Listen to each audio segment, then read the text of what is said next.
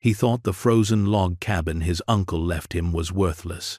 A joke inheritance in the middle of nowhere that would cost more to heat than it was worth. But when he pried open the hidden basement door, buried beneath 40 years of ice and silence, what he found wasn't just a fortune. It was $267 million in artifacts so rare, so carefully preserved, they would rewrite everything he knew about survival, legacy, and the uncle who died alone, protecting a secret that could change an entire forgotten town forever. Before we dive into the story, make sure to smash subscribe, because tomorrow we have an extra special story for you that will blow your mind. The wind came down from the peaks like something with teeth, sharp and merciless, rattling the thin walls of the trailer Marcus called home. It was the kind of cold that made your bones ache, the kind that reminded you winter in Montana didn't ask permission, it just took. Marcus sat at his small fold-out table, nursing a cup of black coffee that had gone cold an hour ago, staring at the stack of past due bills spread before him like accusations. 38 years old. And this was what he had to show for it. A rusted trailer on the edge of nowhere, a pickup truck held together by duct tape and prayer, and a life so quiet it sometimes felt like he'd already disappeared. He hadn't always been this way. Once, maybe 15 years back, he'd had plans. He'd worked construction in Billings, saved up enough to think about buying land, maybe starting something real. But then his father got sick. Medical bills piled up faster than snow in January, and by the time the old man passed, Marcus was broke, bitter, and too tired to dream anymore. He drifted north, found work as a hunting guide and odd-job handyman in the small mountain towns where people didn't ask too many questions. He learned to track elk through frozen timber, to read weather in the shape of clouds, to survive on rice and canned beans when money ran thin. He learned to be alone, not by choice, but by circumstance. And somewhere along the way, alone became easier than trying. The work had been steady for a while. He'd guided hunters through the high country during elk season, fixed fences for ranchers in summer, split firewood for widows when the temperature dropped. But this year had been different. The hunters stopped coming. The ranchers started doing their own repairs, and Marcus found himself with more empty days than full ones, watching his savings dwindle down to nothing while the bills kept coming. Some nights, he'd lie awake in his narrow bed, listening to the wind howl, and wonder if this was all there was. If he'd keep drifting until one day he just stopped, frozen in place like everything else up here. He'd thought about leaving, maybe heading south to Wyoming or even Colorado, where the winters weren't quite so brutal and the work might be easier to find. But leaving required money, and money was exactly what he didn't have. So he stayed, rationing cans of soup, wearing the same 3 shirts in rotation, and telling himself that spring would bring something better. It never did. The trailer door rattled again, and Marcus glanced up at the clock. 3:15. The mail truck would have come by now, if it was coming at all. He pushed back from the table, his chair scraping against the vinyl floor, and pulled on his worn Carhartt jacket. The fabric was frayed at the cuffs, the insulation thin in places, but it was all he had. Outside, the November sky hung low and gray, pregnant with snow that hadn't fallen yet, but would before nightfall. He walked the gravel path to the mailbox, his boots crunching on half-frozen ground, breath forming white clouds in the air. Inside, the rusted box was the usual junk: a flyer for a hardware store in town, a bill from the propane company he couldn't pay yet, and something else. A thick manila envelope with a return address he didn't recognize. Harmon and Associates, Legal Services, Juneau, Alaska. Marcus frowned. He didn't know anyone in Alaska, didn't know any lawyers either, for that matter. He tucked the envelope under his arm and walked back inside, the wind pushing at his back like it wanted him to hurry.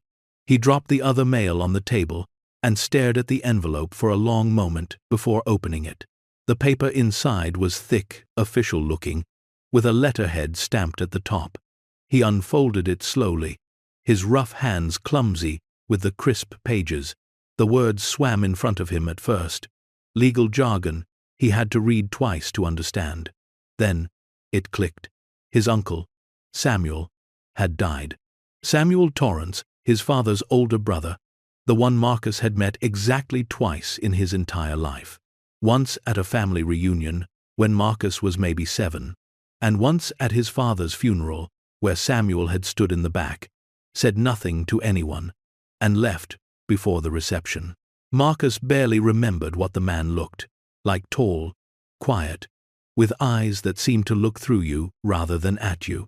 According to the letter, Samuel had passed away 3 months ago in a remote town called Coldwater Ridge, Alaska. Population 73. The letter said Samuel had left no other living relatives, and by default, his estate, such as it was, had been willed to Marcus. The lawyer, a man named Gerald Harmon, requested that Marcus travel to Coldwater Ridge to finalize the transfer of property. Property. Marcus read that word again. The letter didn't specify what kind of property, just that it existed and was now, apparently, his.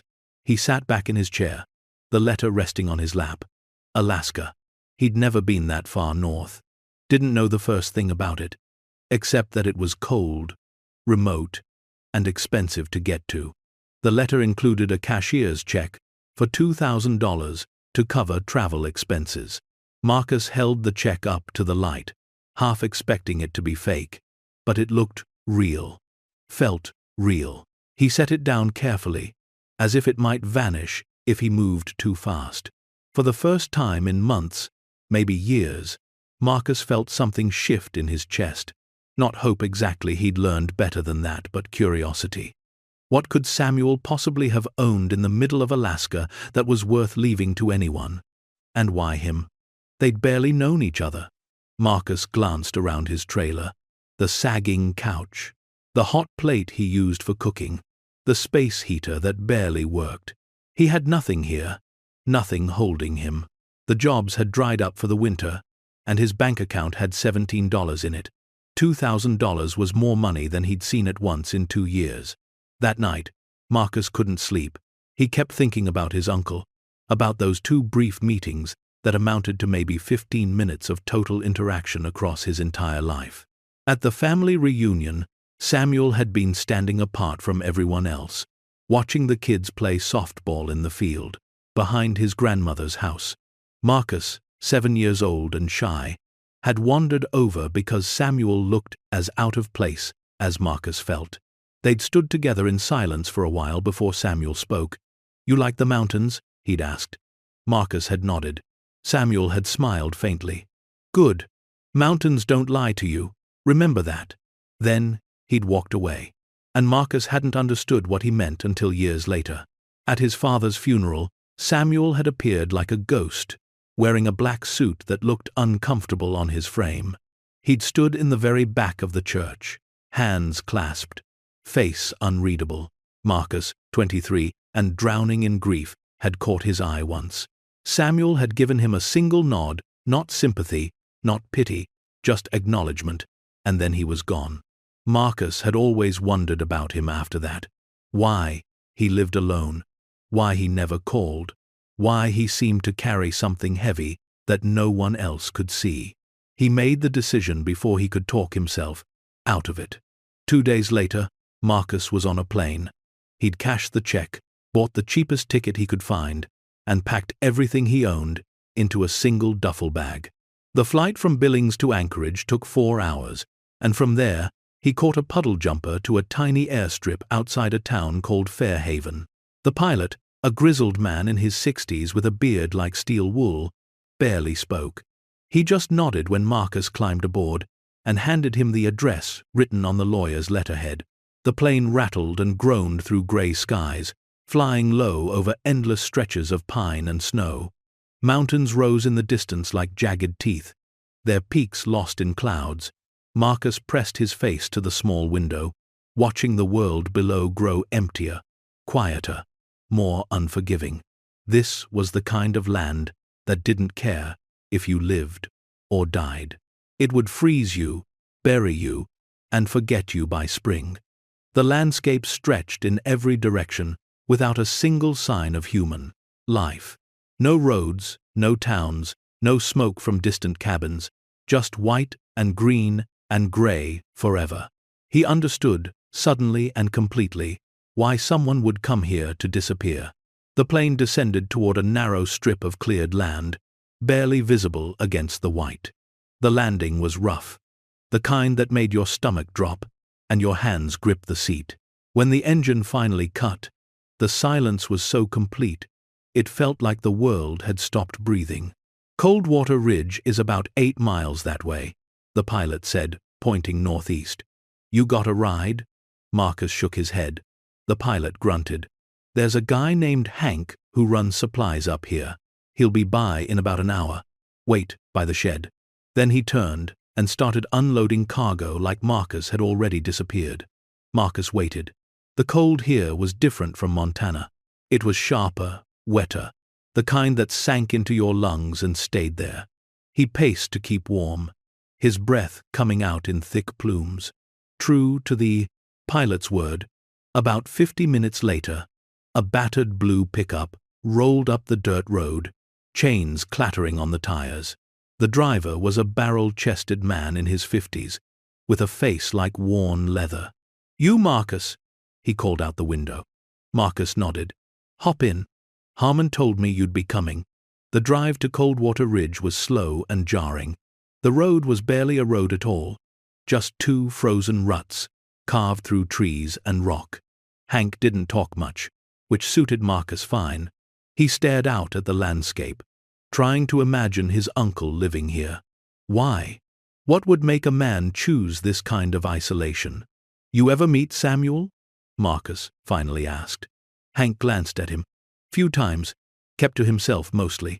Lived way up on the ridge, past the main road. Didn't come into town much, except for supplies. Maybe twice a year. Quiet guy. Real quiet. What did he do up there? Hank shrugged. No idea. Some folks thought he was hiding from something. Others figured he was just crazy. Either way, nobody bothered him, and he didn't bother nobody. They drove in silence for another 20 minutes, before the trees opened up into a small clearing. A handful of buildings huddled together like they were trying to stay warm. A general store, a post office, no bigger than a shed, a bar with a flickering neon sign, and maybe a dozen houses scattered along the ridge. Coldwater Ridge. Population 73. Hank pulled up in front of a small log building with a hand-painted sign that read, Harmon and Associates. This is it, he said. Good luck. Marcus climbed out, his duffel slung over his shoulder, and watched the truck rumble away. The air smelled like wood smoke and pine. Somewhere in the distance, a dog barked. He pushed open the door.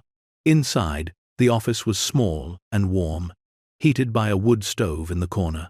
A man in his 60s sat behind a cluttered desk, reading glasses perched on his nose. He looked up when Marcus entered. You must be Marcus, he said, standing and extending a hand. Gerald Harmon. Thanks for making the trip. Marcus shook his hand. Didn't have much choice. Gerald smiled faintly. I suppose not. Please, sit. Marcus sat in the wooden chair across from the desk, still holding his duffel. Gerald shuffled through a stack of papers, then pulled out a folder. Your uncle's estate is straightforward. No debts, no complications. Just the property. It's a cabin about 4 miles north of here, up on the high ridge. He built it himself back in 1979. Lived there alone ever since. What's it worth? Marcus asked. Gerald hesitated. Honestly, not much. It's remote. No road access in winter. No utilities. The structure itself is old. Probably needs significant work. If you wanted to sell it, you'd be lucky to get 10,000. Maybe less. Most folks around here wouldn't want it. Marcus felt his stomach sink. 10,000. He'd flown 2,000 miles for a shack in the woods, worth less than a used car. Why'd he leave it? To me? Gerald leaned back in his chair. I asked him that once, about 6 months before he passed. He said you were the only family he had left. Said he didn't know you well, but your father had been a good man, and that was enough. Marcus swallowed hard. He didn't know what to say. Gerald slid a map across the desk. The property line is marked here. The cabin's at the north end, near the tree line. I can arrange for someone to take you up tomorrow if you'd like to see it. Marcus stared at the map, at the small red X marking a place he'd never been. Yeah, he said quietly. I'd like to see it. That night, Marcus stayed in the only place that rented rooms. A small lodge run by a woman named Brenda, who looked like she'd been carved from the same stone as the mountains. She didn't ask questions, just handed him a key and pointed to the stairs. The room was basic. A bed, a chair, a window that looked out over the ridge. He lay awake for hours, listening to the wind howl and thinking about his uncle living alone up there for over 40 years. What kind of life was that? And what kind of man chose it? The questions circled in his mind like wolves. Had Samuel been happy? Had he been lonely? Had he ever regretted whatever decision had brought him to this frozen edge of the world? Marcus thought about his own life, about the trailer he'd left behind, about the empty days and the quiet nights. Maybe he and Samuel weren't so different after all. Maybe isolation ran in the family like blue eyes or a crooked smile. The thought didn't comfort him. It terrified him. The next morning, a young guy named Tyler showed up with a snowmobile and a sled. He couldn't have been more than 25, with a scraggly beard and eyes that looked too old for his face. "Harmon sent me," he said. "You ready?" Marcus climbed onto the back of the sled, and they took off into the trees. The ride was loud and bone-rattling, the cold air slicing through his jacket. They climbed higher, the trees thinning, the snow deeper. After about 30 minutes, Tyler slowed and pointed. There, through the white and gray, Marcus saw it. A log cabin, small and dark, half buried in snow. The roof sagged slightly, and the windows were frosted over so thick you couldn't see through them. It looked abandoned, forgotten, like something out of a ghost story. They pulled up beside it, and Tyler cut the engine. The silence rushed in, heavy and complete. "Want me to wait?" Tyler asked. Marcus shook his head. "No, I'll find my way back." Tyler looked doubtful but shrugged. "Suit yourself." Then he fired up the snowmobile and disappeared back down the ridge, leaving Marcus alone. He stood there for a long moment, staring at the cabin. The wind had died down, and the world felt suspended, frozen in place. He walked to the front door. It was solid wood, warped slightly, with a heavy iron latch.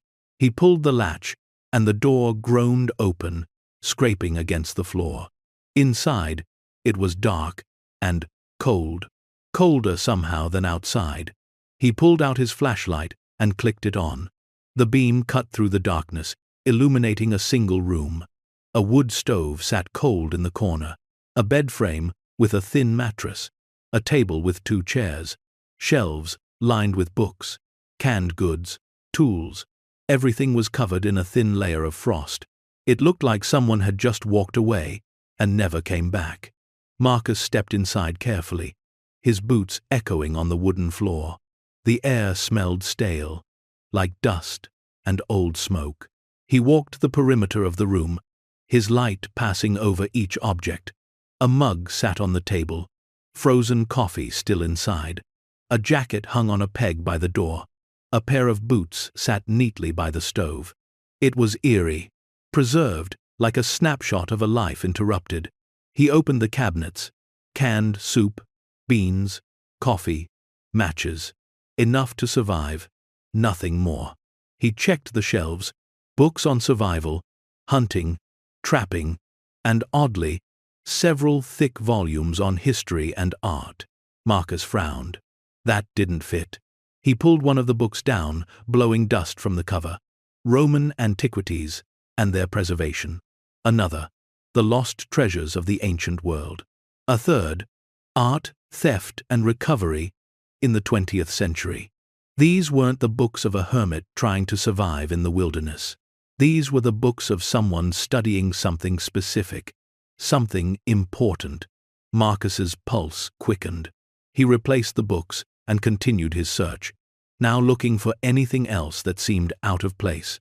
In a drawer beside the bed, he found a small, leather-bound journal. The pages were filled with his uncle's handwriting, dates spanning decades. Marcus flipped through it, catching fragments. Shipment secured. No one followed.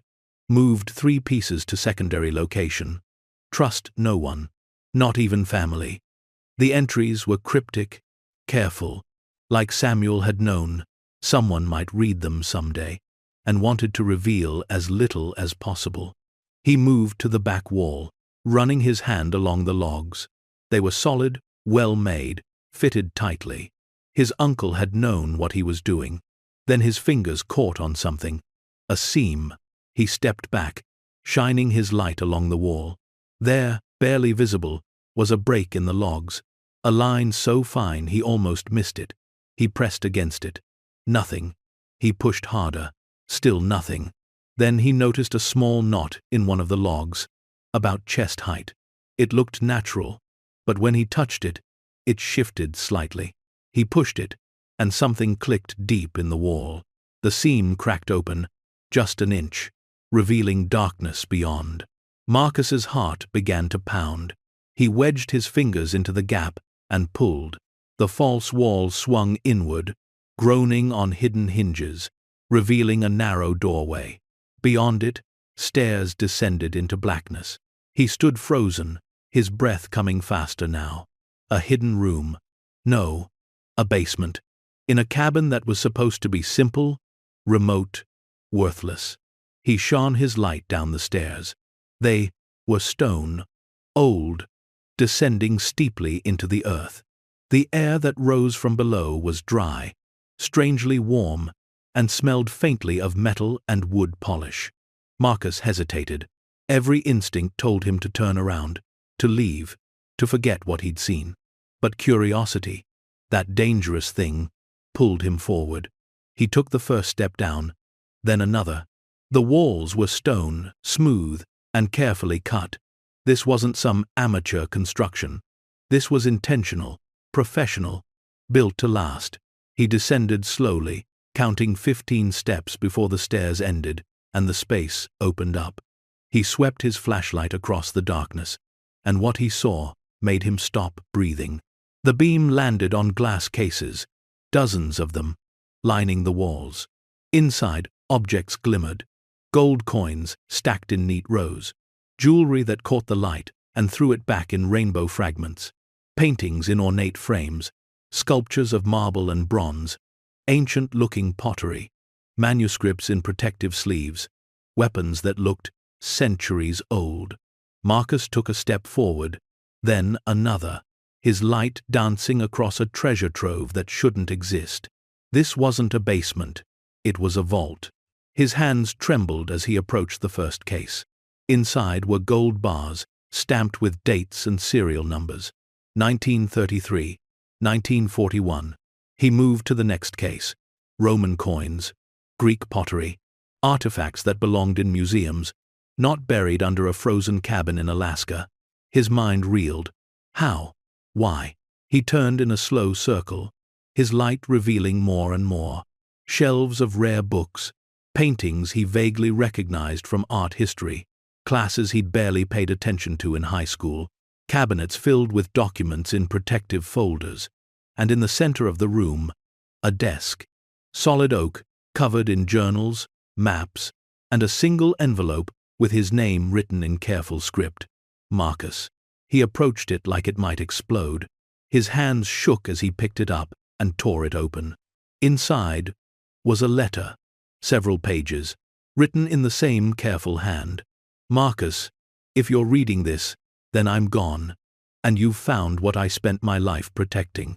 I don't expect you to understand. I barely understand it myself sometimes. But I owe you an explanation, even if it's too late for it to matter. Everything you see here, I didn't steal. I didn't rob. I inherited it, just like you're inheriting it now, from a man who saved my life in Vietnam. His name was Charles, and he had no family, no one to leave it to. He made me promise 2 things: keep it safe, and when I was gone, pass it to someone who would do the same. I chose you because you're the only family I have left, and because your father, my brother, was the best man I ever knew. This collection is worth more than you can imagine. Some estimate over $267 million, but it's not about money. It's about history, about preserving things the world tried to destroy or forget. I couldn't let it fall into the wrong hands. Neither can you. Trust no one until you're sure. Protect this place. Protect what's here. And if you decide it's too much, I understand. But please, don't let it be destroyed. Samuel. Marcus read the letter 3 times, his hands shaking harder each time. $267 million. The words didn't feel real. He looked around the vault again, seeing it differently now. Not as treasure, but as responsibility, as burden, as a secret that had kept his uncle alone for 40 years. And now, it was his. He sank into the chair at the desk, the letter still clutched in his hand. And for the first time since he'd arrived, Marcus understood exactly what he'd inherited. Not a cabin, not property, but a life sentence. He sat there in the darkness for what felt like hours, but was probably only minutes, his mind racing through everything he'd seen. The gold bars alone were worth millions. The paintings, if they were authentic, and something told him they were, could be priceless. And the artifacts, some of them looked ancient, the kind of things that belonged in the British Museum or the Louvre, not in a vault beneath a frozen cabin in Alaska. How had his uncle come into possession of all this? How had he kept it secret for so long? And more importantly, what was Marcus supposed to do now? He stood slowly, his legs unsteady, and walked the perimeter of the vault again. This time he looked more carefully at each item, trying to understand the scope of what he'd found. In one corner, he discovered a filing cabinet. Inside were documents, certificates of authenticity, appraisals, photographs. His uncle had documented everything meticulously. Each piece had a file, its history, its provenance, its estimated value. Marcus pulled out a folder at random. Inside was a photograph of a small bronze statue of what looked like a Greek athlete. The appraisal, dated 1992, estimated its value at $3.2 million. Marcus's hands trembled as he replaced the folder and pulled out another. A painting, estimated value, $12 million. Another, a collection of Roman coins, estimated value, $4.7 million. The numbers blurred together, becoming meaningless. This wasn't just a fortune. This was history, culture, art, all hidden away, where no one could see it, no one could study it, no one could appreciate it. Why? Why would his uncle, why would anyone keep something like this secret? The answer, Marcus realized, was in the letter. Trust no one.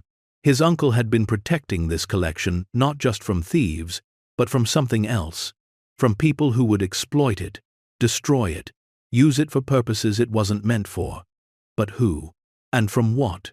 Marcus climbed the stone stairs back into the cabin, his mind spinning with questions he couldn't answer.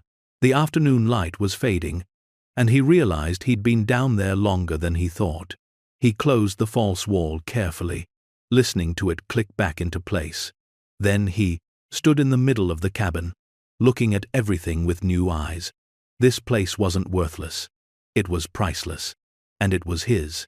The weight of that realization pressed down on him, like the snow pressing down on the roof. His uncle had lived with this secret for over 40 years, and it had kept him isolated, alone, hidden from the world. Was that Marcus's future now? Was this the inheritance his uncle had really left him, not wealth, but solitude? He thought about the trailer in Montana, about the empty life he'd been living, and he realized with a cold clarity that maybe he'd been preparing for this moment his entire life. Maybe his isolation hadn't been a failure. Maybe it had been training, because if he was going to protect what was down in that vault, if he was going to honor his uncle's final wish, then he would need to learn to live the way Samuel had lived.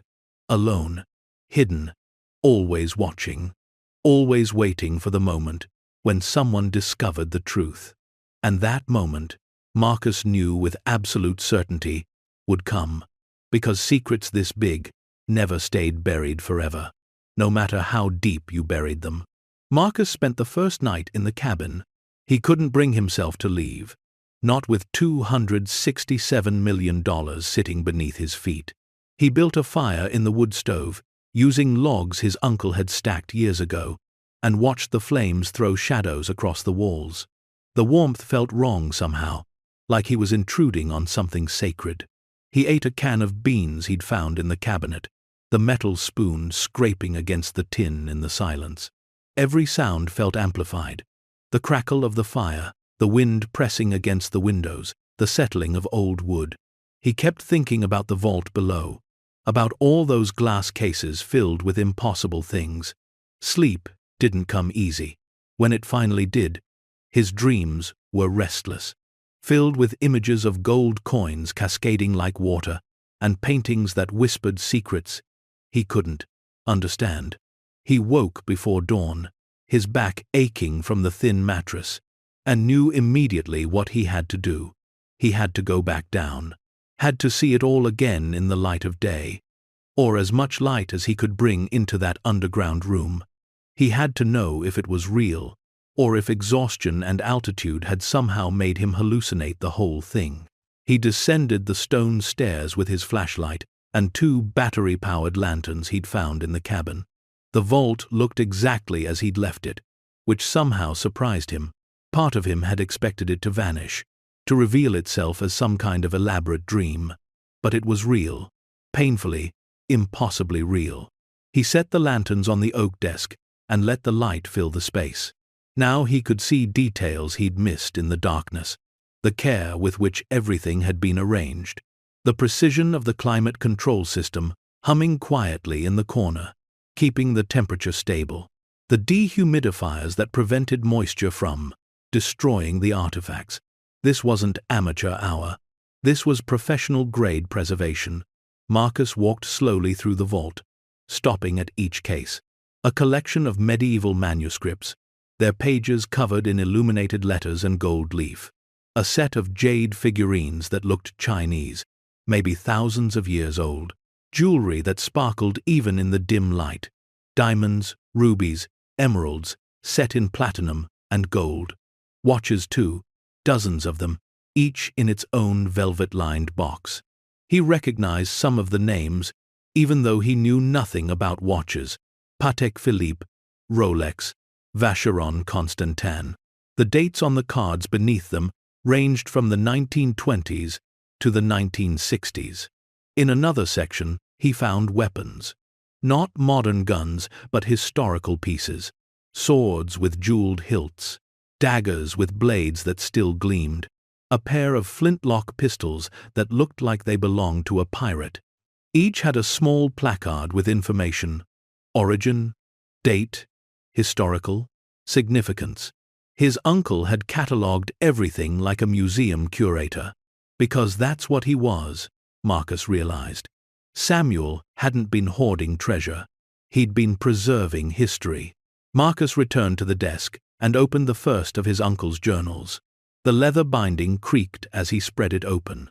The first entry was dated June 15, 1979. The handwriting was younger, steadier than the letter Marcus had read yesterday. Arrived in Coldwater Ridge today. Paid cash for 40 acres on the high ridge. No one asked questions. That's good. Charles told me this would be the hardest part, finding a place remote enough that no one would stumble on it by accident. I think this is it. The land is beautiful, in a harsh way. It reminds me of the highlands in Vietnam, before everything went to hell. Marcus flipped forward. August 3rd, 1979. Foundation is poured. Jimmy from town thinks I'm crazy building this far out, but he doesn't ask why. Just takes my money. The vault is almost finished. The contractor I hired from Anchorage thinks it's a root cellar. I let him think that. Paid him double to keep his mouth shut. He'll keep quiet. Men like him always do when the money's good enough. More entries. October 20th, 1979. First shipment arrived today. 3 crates. Flown in from Seattle. I didn't open them here. Too risky. Drove them up to the cabin under cover of darkness. Took me 6 hours to unpack everything and catalog it properly. My hands were shaking the whole time. Not from the cold, from the weight of what I'm doing. Charles trusted me with this. I can't let him down. Won't let him down. Marcus, read faster now. Flipping through pages, piecing together the story. His uncle had served in Vietnam as a medic. In 1968, during the Tet Offensive, he'd saved a man's life. Not just any man, but Charles Whitmore, heir to one of the oldest fortunes in America. The Whitmore family had made their money in shipping and railroads in the 19th century, then diversified into art collection and historical preservation. Charles had been the last of the line. No children, no siblings, parents dead, a fortune estimated at $300 million, and nowhere to put it. November 2nd, 1980. Charles is dying. Cancer. He has maybe 3 months. He called me yesterday from his hospital room. Said he needs to see me. I flew down to Seattle. He looked terrible, but his mind was sharp as ever. He told me he's been liquidating everything, converting it all to portable assets. Gold, jewelry, art, antiquities. Said the government would take half in taxes, and the other half would go to distant cousins who never gave a damn about him or what the collection represented. Said he'd rather burn it all than let that happen. Then he asked me if I'd be willing to take it instead. To hide it, preserve it, keep it safe until the time was right. Marcus's throat tightened as he read. I asked him what the right time meant. He said he didn't know. Maybe 50 years. Maybe 100. But someday, the world would need to be reminded that some things matter more than money. That history matters. That beauty matters. That preservation matters. He made me promise I wouldn't sell it for profit. Wouldn't let it be broken up and scattered. Said if I ever needed to use it for something that mattered. Something bigger than myself. The entries continued. January 7th, 1981. Charles died yesterday. I was there. He went peacefully, which is more than most of us get. His lawyer called today. Everything is in motion. The will states that his estate was sold to pay debts and taxes. No one knows about the real collection. No one except me. The shipments will start arriving in March. I have 4 months to prepare. Marcus sat back, his eyes burning. His uncle hadn't stolen anything. He'd been entrusted with something precious by a dying man who had no one else to trust. And Samuel had spent 40 years of his life in isolation, protecting that trust, never spending the money, never selling a single piece, just preserving, cataloging, maintaining, waiting for the right moment that never came. He opened another journal, this one, from the 1990s. The entries were sparser, sadder. March 12, 1994. Another year alone. Sometimes I wonder if I made the right choice. I see people in town, families, kids, lives that look normal. And I think about what I gave up to be here. But then, I come down here and look at these artifacts, and I remember why. Someone has to protect them. Someone has to care. If not me, then who? July 4th, 2003. Fireworks in town tonight. I watched from the ridge. Felt further away from the world than ever. Got a letter from my brother last month. He's sick. Heart trouble. I should visit. But I can't leave this place unguarded for that long. What if something happened while I was gone? What if someone discovered it? I'll send money instead. It's not the same, but it's all I can do. Marcus's hands shook as he read. His father had been sick, dying, and Samuel had sent money instead of coming to see him. because he couldn't leave the vault. The tragedy of it hit Marcus like a physical blow. His uncle had sacrificed everything: family, connection, any chance at happiness, to protect a secret that was supposed to matter, but had only ended up isolating him completely. Was that noble, or was it just sad? He found the final journal, the entries from the last year of Samuel's life. April 2nd, 2024. Turned 78 today. Didn't tell anyone. Who would I tell? My body is failing. I know that. Heart's not what it used to be. Hands shake when I try to write. I need to make arrangements. The collection can't die with me. I've been thinking about Marcus, my nephew. I barely know him, but his father was good, and that has to count for something. I'll leave it to him. Let him decide what to do with it. Maybe he'll be braver than I was. Maybe he'll find a way to use it that I never could. The last entry was dated 3 months ago, just weeks before Samuel died. If you're reading this, Marcus, then I'm gone. I'm sorry I couldn't explain this to you in person. I'm sorry I was never there for you or your father. I told myself it was necessary, that the sacrifice mattered. But tonight, sitting here alone, I'm not so sure. Maybe I was just a coward.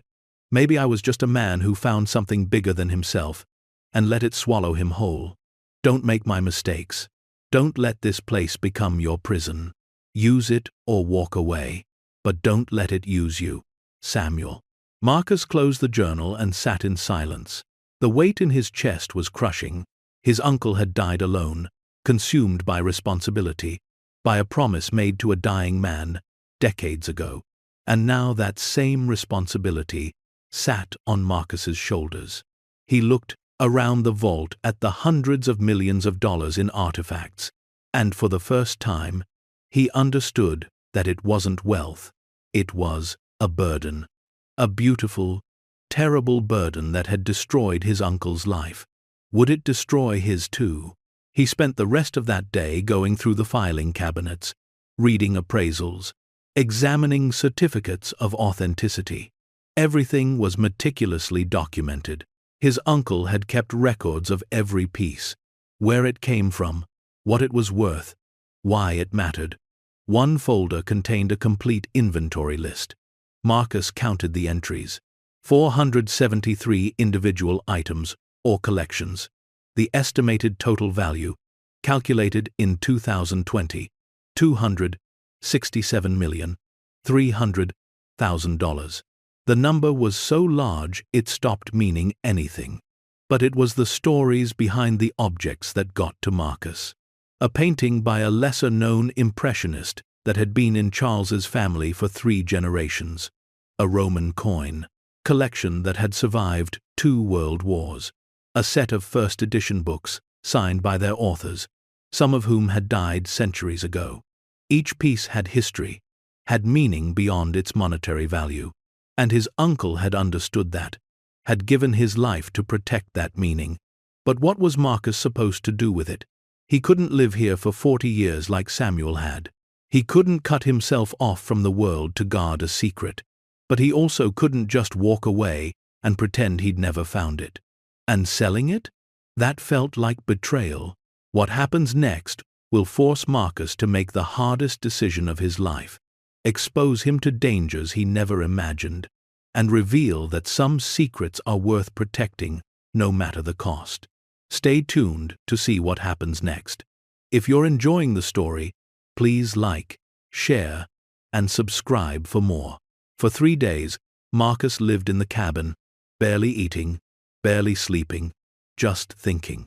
He went through every journal, every file, every piece of documentation his uncle had left.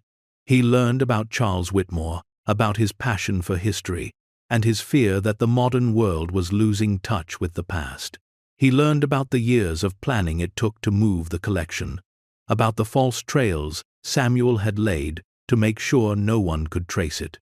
He learned about the close calls, the tax auditor who'd gotten curious in 1987, the journalist who'd started asking questions in 2002, the distant relative who'd tried to contest Charles's will in 2009.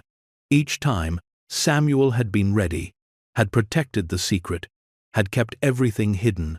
But the more Marcus read, the more he realized something troubling.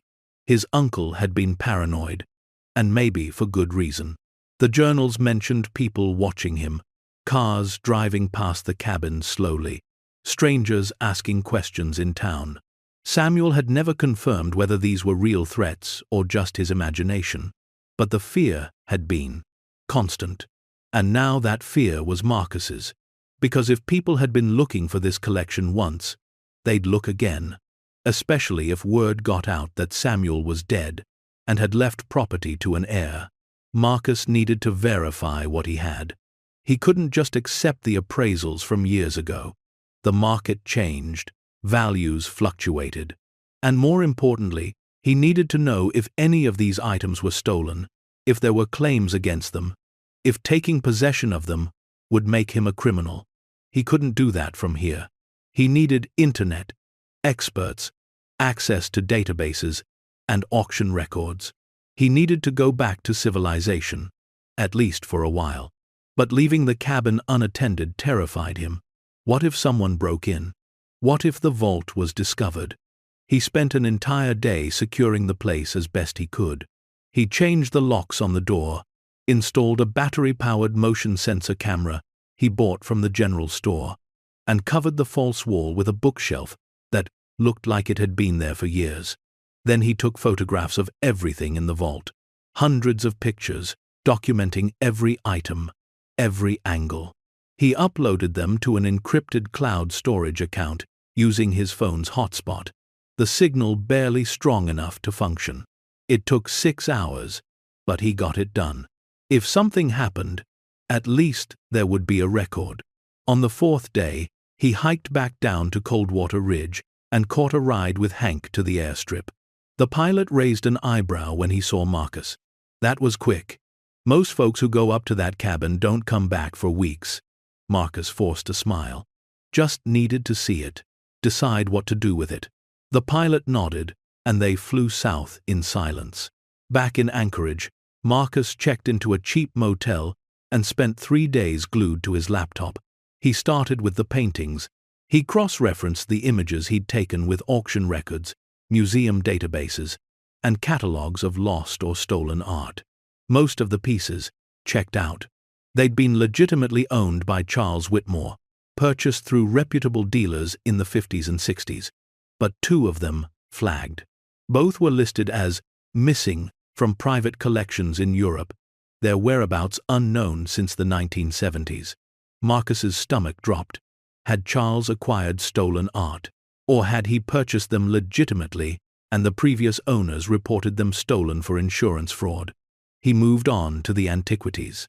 The Roman coins were clean, all with proper provenance. The Greek pottery checked out too.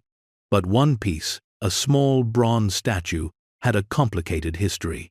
It had been part of a collection that was looted during World War II, recovered in the 50s, then sold at auction in the 60s. Technically legal, but ethically murky. Marcus rubbed his eyes. This was getting complicated fast. The jewelry was easier. Most of it was from well-known makers, properly documented, no red flags. The gold bars were trickier. Some had serial numbers that traced back to the U.S. Treasury, issued in the 1930s and 40s. Others were from private mints, harder to track. But nothing suggested they were stolen, just very, very valuable. By the end of the 3rd day, Marcus had a clearer picture. 90% of the collection was clean, legally acquired, properly documented. But that remaining 10% was questionable. Not necessarily illegal, but complicated enough that trying to sell it or donate it publicly would raise questions he wasn't prepared to answer. He sat in his motel room, staring at his laptop screen, and realized he was at a crossroads. He could report the entire collection to the authorities, explain the situation, and let them sort it out. But that would mean losing control of it, watching it get broken up, sold off, scattered. His uncle's 40 years of work would be for nothing. Or he could keep it secret, maintain it like Samuel had, and pass the burden on to someone else when he died. But that meant living the way his uncle had lived, isolated, paranoid, alone. Or there was a third option, one that terrified and excited him in equal measure. He could find a way to use it, to make it matter, to honor his uncle's sacrifice by doing what Samuel had never been brave enough to do, sharing it with the world in a way that protected it but also let it mean something. But how?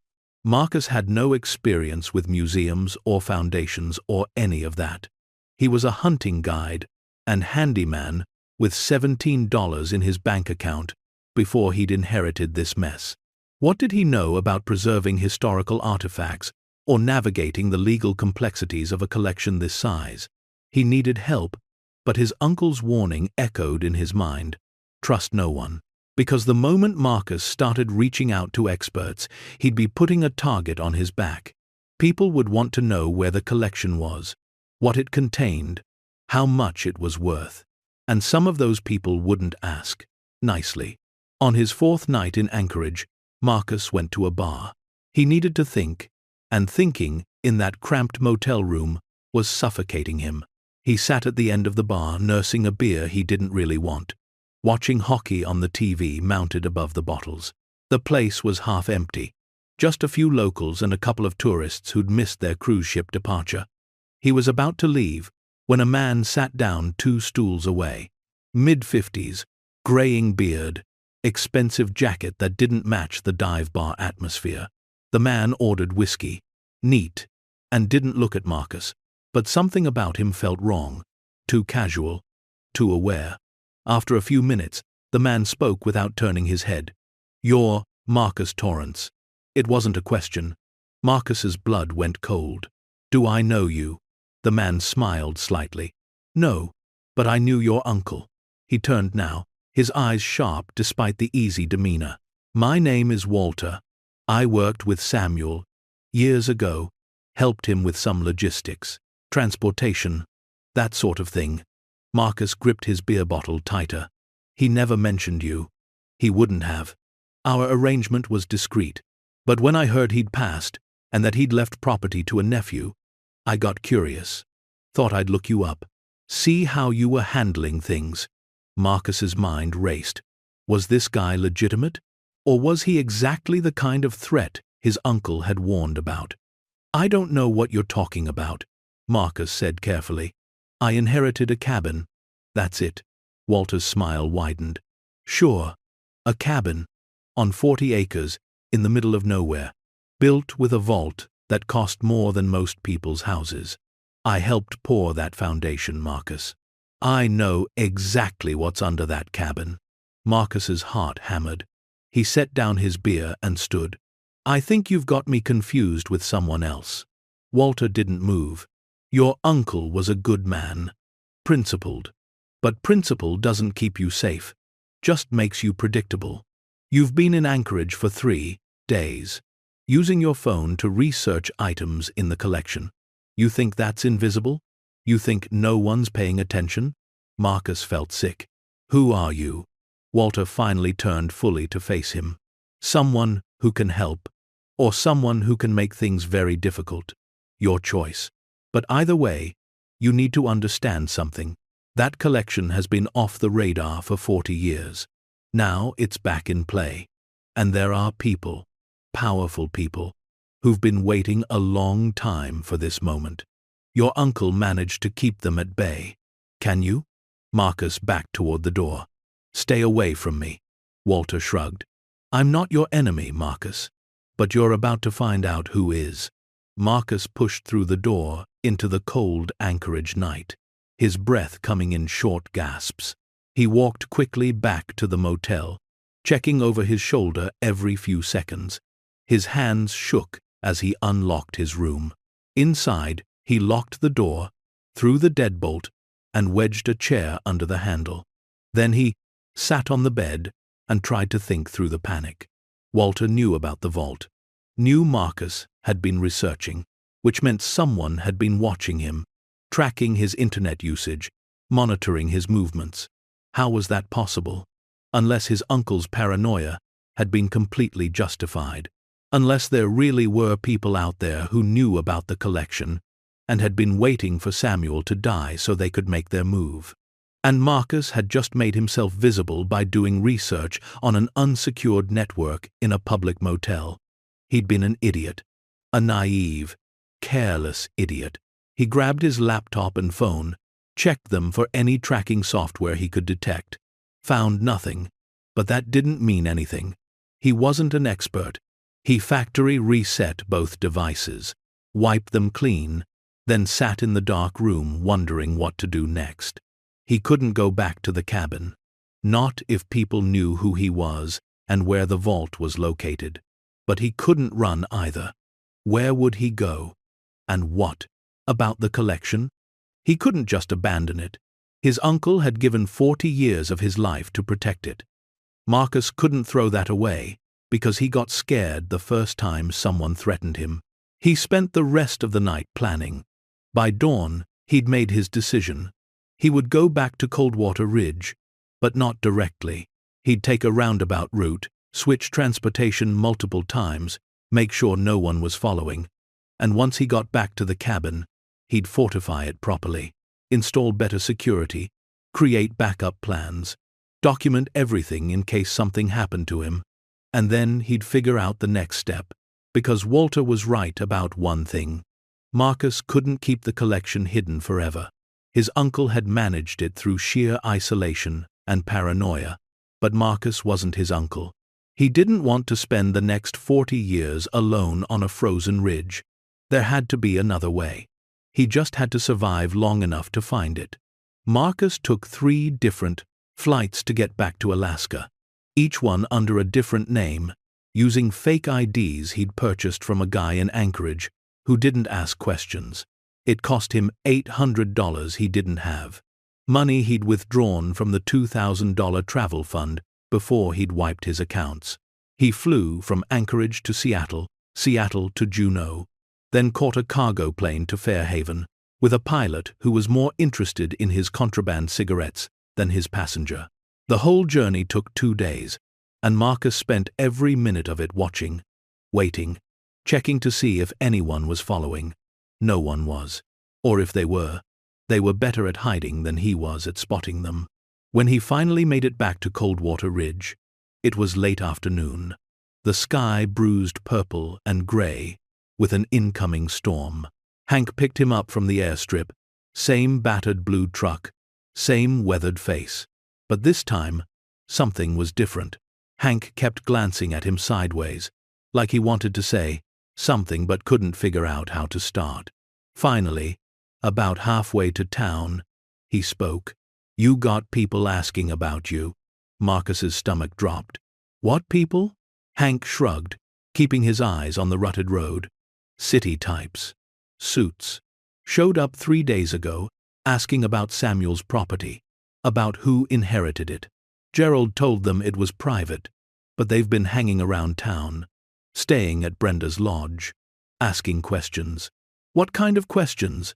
Marcus asked, his voice tight. "About the cabin. About Samuel. About whether anyone's been up there since he died.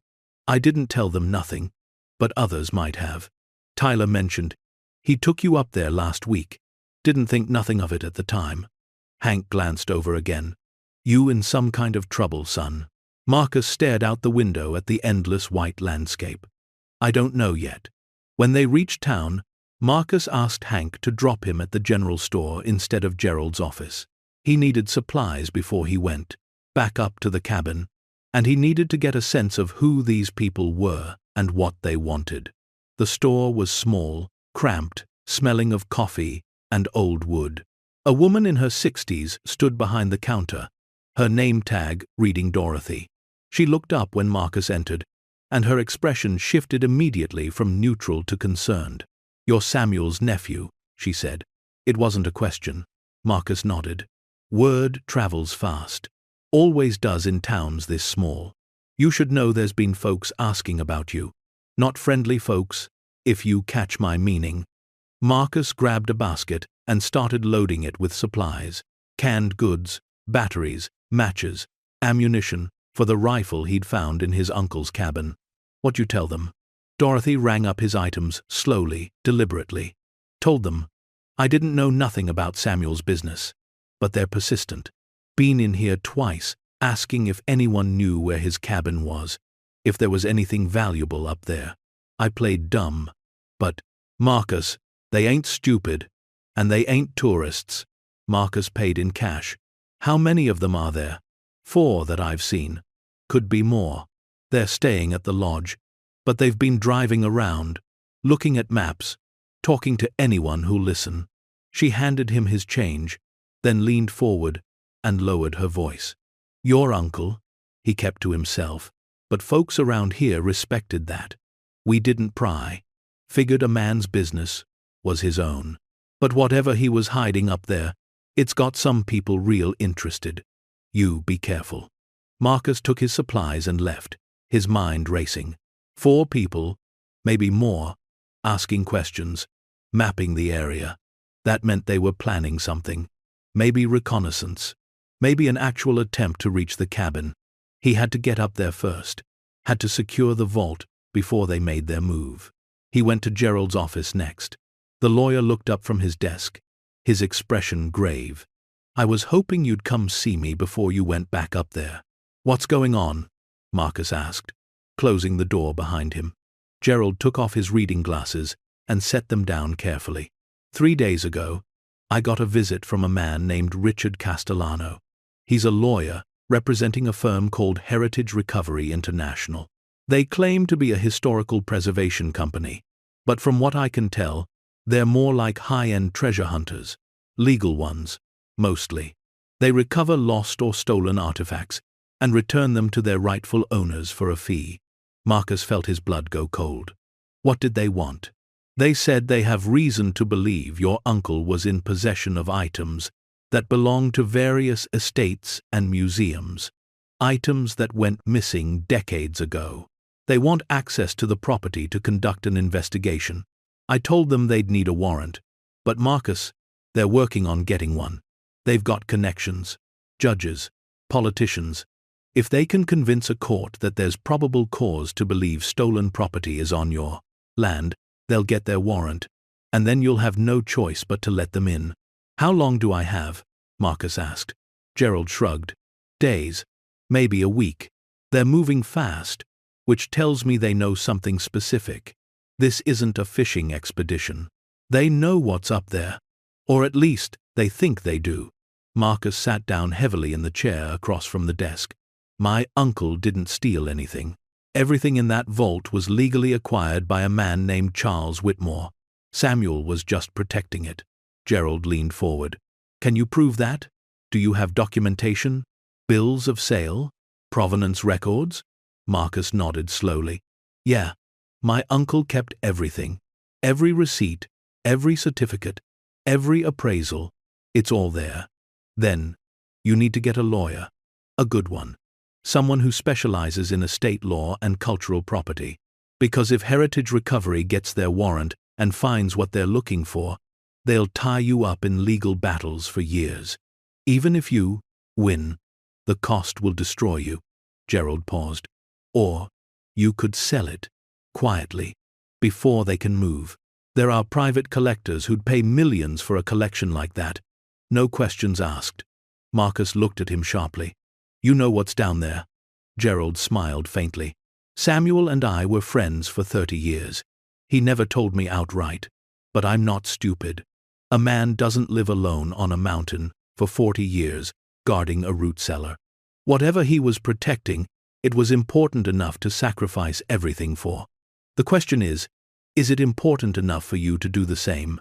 Marcus stood. I need to get back up there. Gerald nodded. Be careful. And Marcus?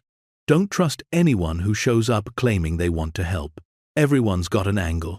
That night, Marcus hired Tyler to take him back up to the cabin. They left after dark, the snowmobile's headlight cutting through the blackness. The storm was closer now, the wind picking up, snow starting to fall in thick, heavy flakes. Tyler had to slow down several times to avoid drifts and fallen branches.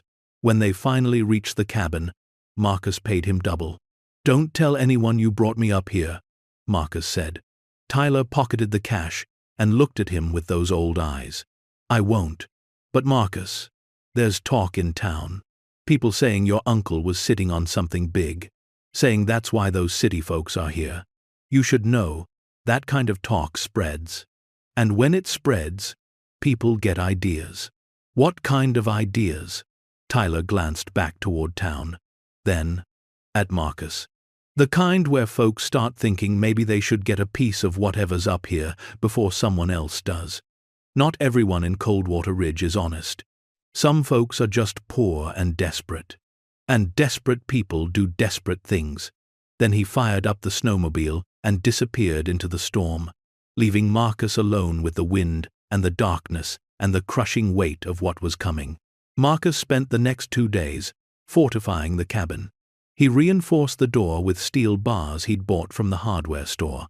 He installed motion sensors around the perimeter, battery-powered lights that would flash if anything larger than a fox came within 50 yards. He cleared sight lines, cutting back brush so he could see anyone approaching from below. And he moved the most valuable items from the vault into a hidden cache he dug beneath the floorboards of the cabin, spreading them out so if someone found the vault, they wouldn't find everything.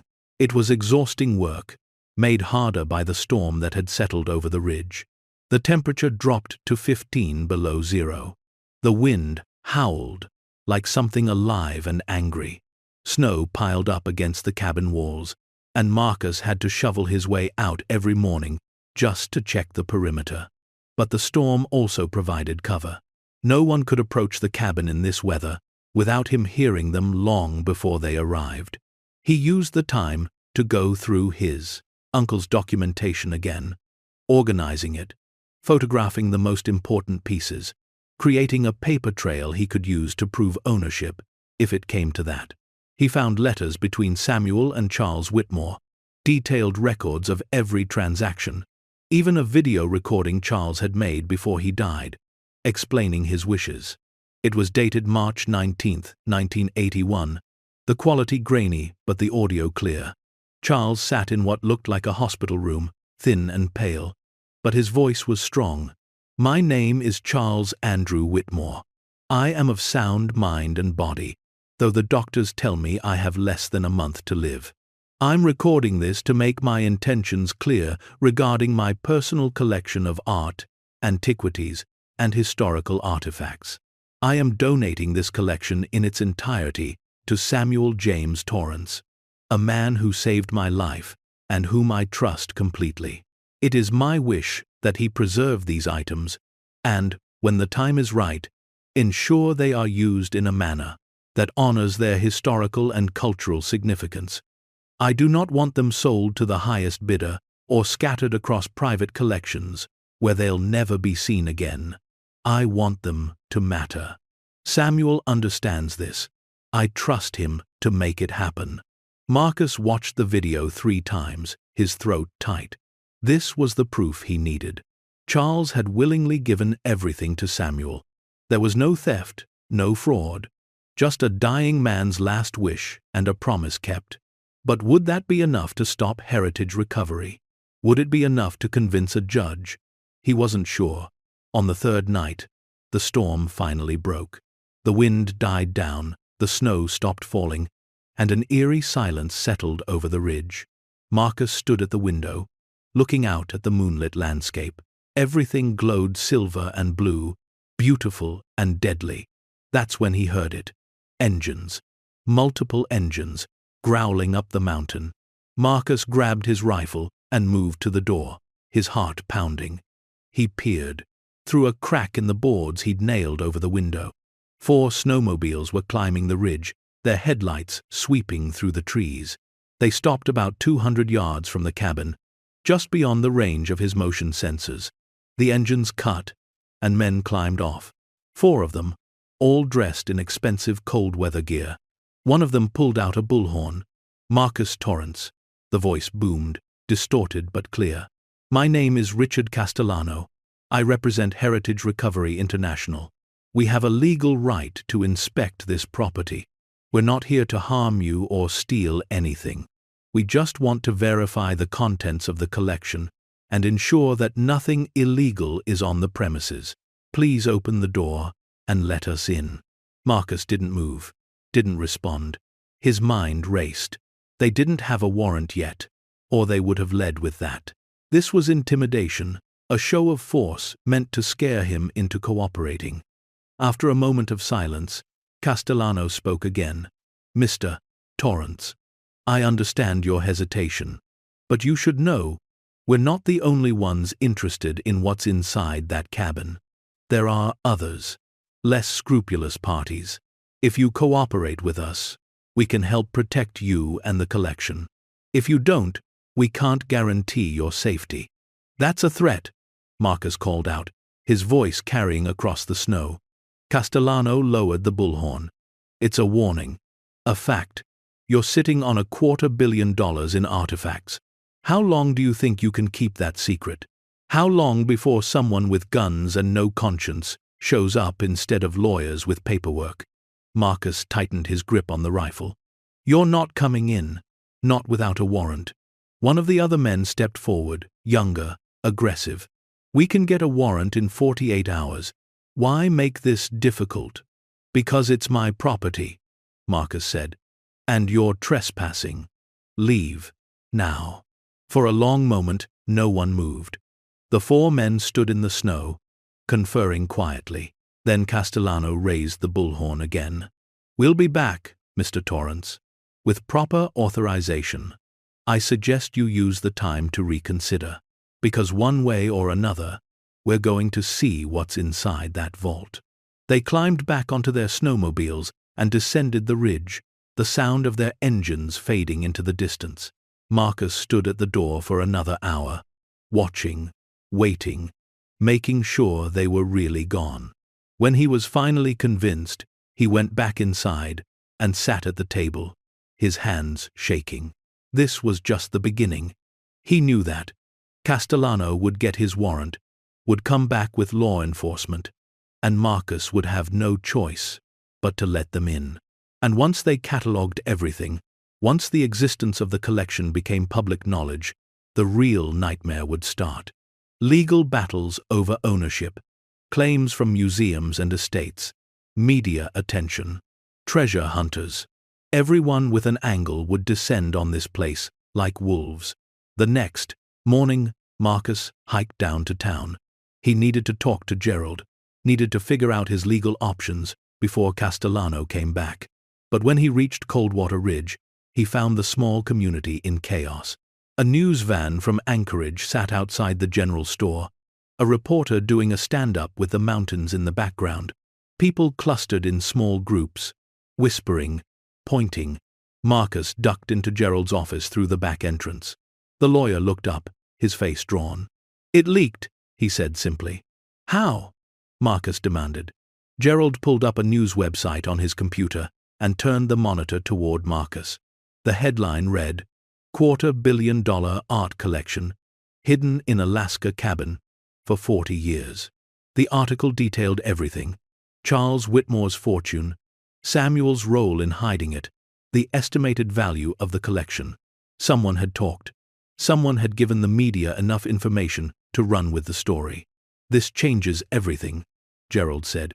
"Now it's not just Heritage Recovery you're dealing with. It's the IRS, the FBI, Interpol. If any of those pieces were stolen from overseas, every agency with jurisdiction is going to want a piece of this. And Marcus, I'm sorry, but I can't help you anymore. I'm a small-town estate lawyer. This is beyond my expertise and my pay grade." Marcus sat down, his world collapsing around him. "What am I supposed to do?" Gerald looked at him with something like pity. "Get a lawyer from Anchorage, someone with experience in high-value estate disputes. Prepare to spend years in court, and hope to God your uncle's documentation is as solid as you think it is."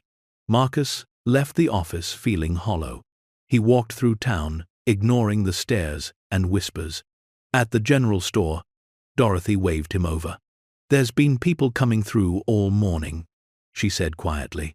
"Reporters, photographers, even a couple of collectors, asking how to get up to the cabin. I told them all to leave you alone. But Marcus, this is going to get worse before it gets better." He nodded numbly. "Thanks for trying." She reached under the counter and handed him a folded piece of paper. "This came for you, hand-delivered about an hour ago." Marcus opened it. The note was typed, no signature. "You're in over your head. Sell me the collection. Name your price. You have 24 hours to respond. Instructions will follow. If you refuse, I can't protect you from what comes next." Marcus crumpled the note. Another threat. Another vulture circling. He walked back through town toward the trail that led up to the cabin, his mind spinning. How had everything fallen apart so quickly? A week ago, he'd been a nobody living in a trailer in Montana. Now he was at the center of a media firestorm, with lawyers, collectors, and God knows who else trying to take what his uncle had spent 40 years protecting. He was halfway up the trail when he heard someone call his name. He turned to find Tyler jogging after him, out of breath. "Marcus, wait." Tyler caught up, his face flushed. "I need to tell you something. I'm sorry. I'm so sorry." "What did you do?" Marcus asked, his voice low. Tyler's eyes filled with tears. "I told my girlfriend about the cabin, about what I'd seen when I took you up there. I didn't think she'd tell anyone, but she mentioned it to her mom, and her mom mentioned it at the diner, and it just spread. Someone must have called the news. Marcus, I didn't mean for this to happen. I'm so sorry." Marcus wanted to be angry, wanted to blame Tyler for everything, but the kid looked so broken, so genuinely sorry, that Marcus couldn't do it. "It's done," he said finally. "Can't take it back now." Tyler wiped his eyes. "What are you going to do?" Marcus looked up at the mountain, at the cabin hidden somewhere in the trees. "I don't know." But he did know one thing. He couldn't run, couldn't hide. The secret was out, and now he had to deal with the consequences. That night, back at the cabin, Marcus sat in the darkness and tried to think. He needed allies, people he could trust. But who? Everyone in town now knew about the collection. Everyone had a reason to want a piece of it. He thought about calling a lawyer in Anchorage, but he didn't have money for a retainer, and no lawyer would work for free on a case this complicated. He thought about calling the FBI himself, turning everything over voluntarily, but that felt like surrender. Then he remembered something Dorothy had said. Folks around here respected Samuel. They didn't pry. Maybe there were people in Coldwater Ridge who'd help him not because they wanted money, but because they'd respected his uncle and understood what he'd been trying to do. It was a long shot, but it was all he had. The next morning, Marcus did something that terrified him. He called a meeting. He put up notices in the general store, the post office, the bar. Town meeting tonight at the lodge. Everyone, welcome. Important discussion about Samuel, Torrance's estate, and the future of Coldwater Ridge. He didn't know if anyone would show up, but at 7 that night, the small meeting room at Brenda's lodge was packed. 40 people, maybe more. Standing room only. Marcus stood at the front, his hands sweating, his throat dry. "I know most of you have heard the news," he started, "about what my uncle was hiding, about the collection. I'm not going to lie to you or pretend it doesn't exist. It's real, all of it. $267 million in art and artifacts hidden beneath a cabin on this mountain." The room buzzed with whispers. Marcus raised his hand. "But here's what the news didn't tell you. My uncle didn't steal any of it. It was given to him by a dying man who wanted it preserved, protected, kept safe until the right time to share it with the world. Samuel spent 40 years alone, keeping that promise.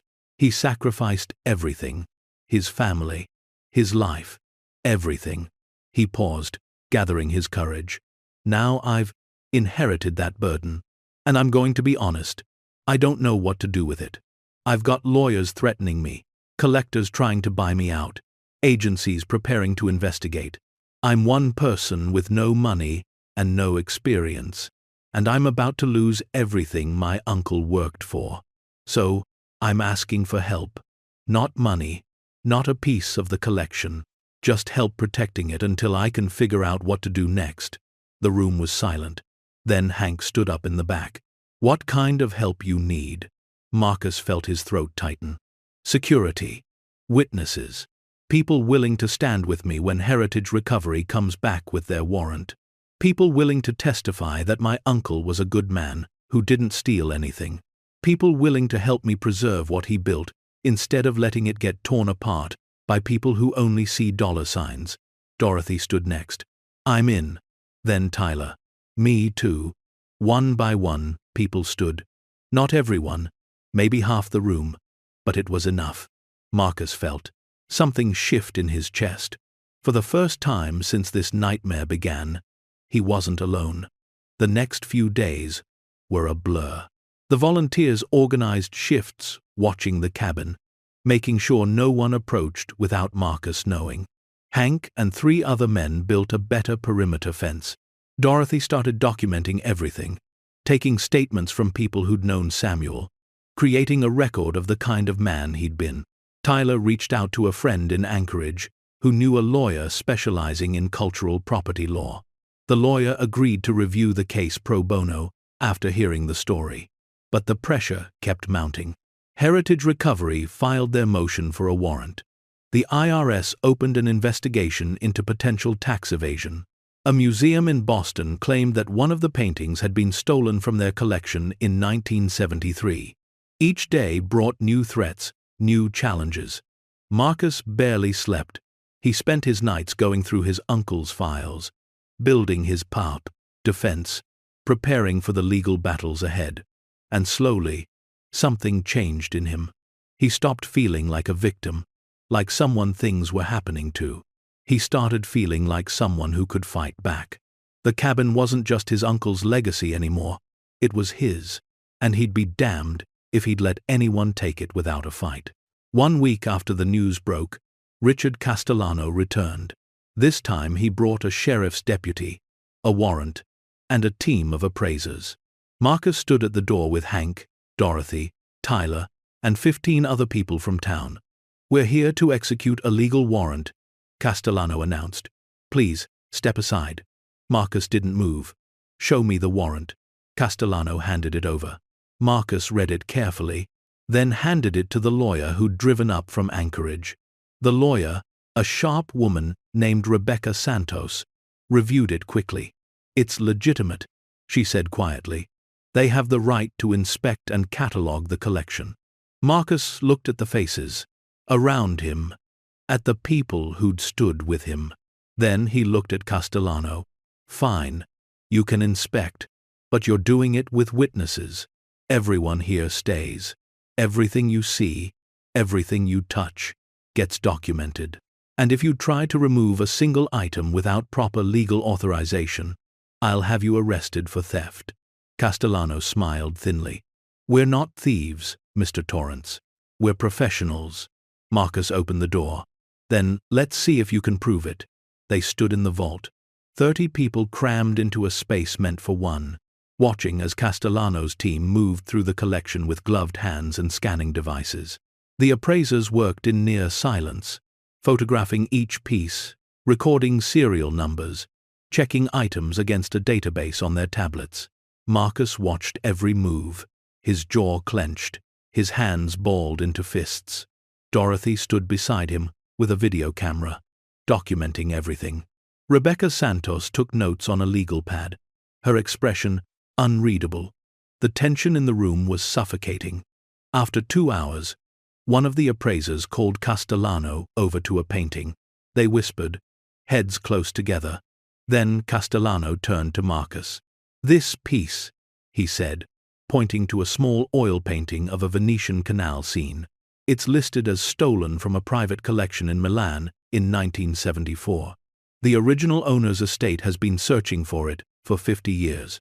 Marcus's stomach dropped. Rebecca stepped forward. "Do you have documentation proving that claim?" Castellano nodded. We do. Interpol has a full file. This painting was reported stolen after a break-in. The owner, a Count Alessandro Marchetti, died in 1998, but his family never stopped looking for it. Rebecca turned to Marcus. Did your uncle have any documentation on this piece? Marcus thought back to the filing cabinet, to the hundreds of folders his uncle had meticulously maintained. He has files on everything. Let me check. He moved to the cabinet, pulling out the drawer labeled M. His fingers flipped through folders until he found one marked Marchetti, Venice. Inside was a bill of sale dated October 3, 1967, 7 years before the alleged theft. The painting had been sold by Count Marchetti himself to Charles Whitmore through a legitimate auction house in London. Marcus handed the documents to Rebecca, his heart pounding. She reviewed them carefully, then passed them to Castellano. The provenance is clear.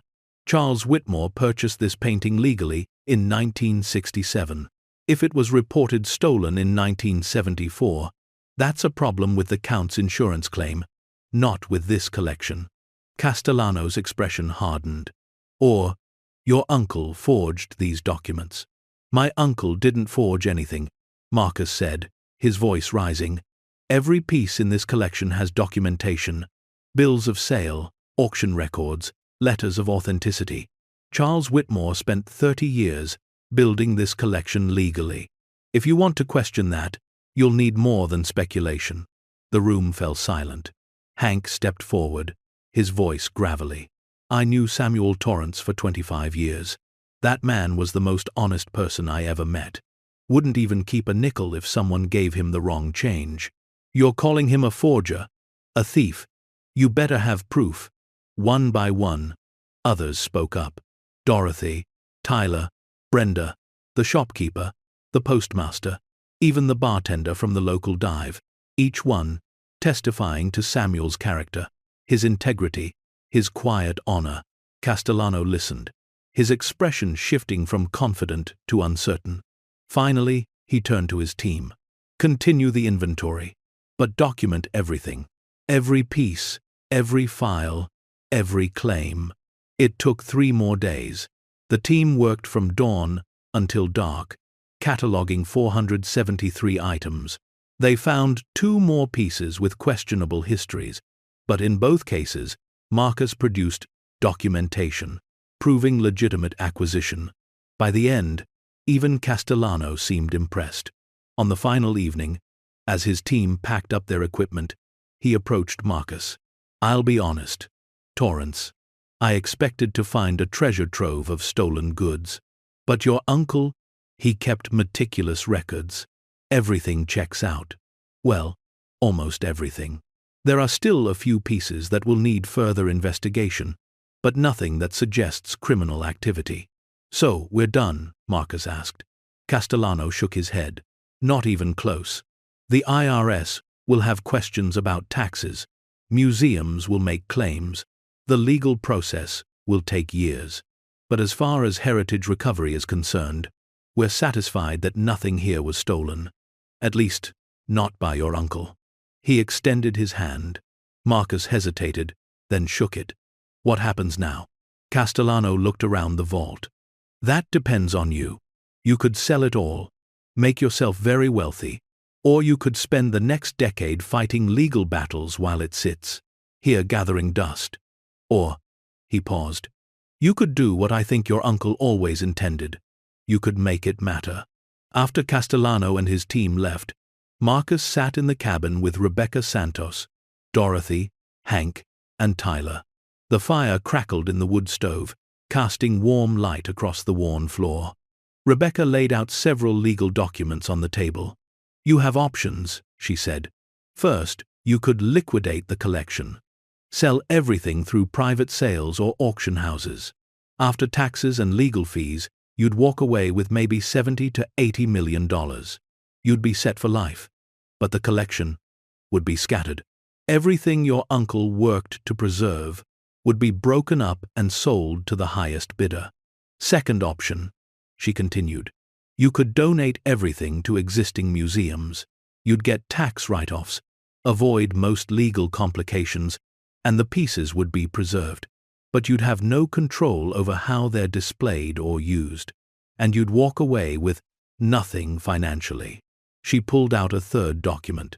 Or you could create a foundation, a non-profit dedicated to preserving the collection and making it accessible to the public. You'd maintain control, honor your uncle's wishes, and create something lasting. But it would be hard. You'd need to raise funds for operations, navigate non-profit law, deal with ongoing legal challenges, and you'd essentially be committing the rest of your life to it. Marcus stared at the three options, his mind spinning. Dorothy reached over and touched his hand. What do you want, Marcus? Not what you think you should do. What do you want? He thought about his uncle, about 40 years of isolation and sacrifice. He thought about the trailer in Montana, about the empty life he'd been living before he got that letter. And he thought about the past few weeks, about the people of Coldwater Ridge who'd stood with him when they had every reason not to. I want to make it matter, he said quietly. I want people to see what my uncle protected. I want kids to come here and learn about history and art and why preservation matters. I want this collection to mean something beyond its price tag.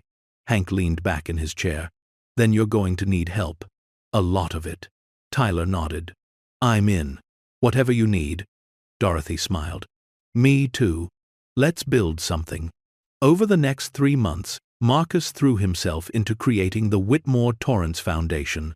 Rebecca Santos helped him file the non-profit paperwork, navigate IRS regulations, and establish a board of directors.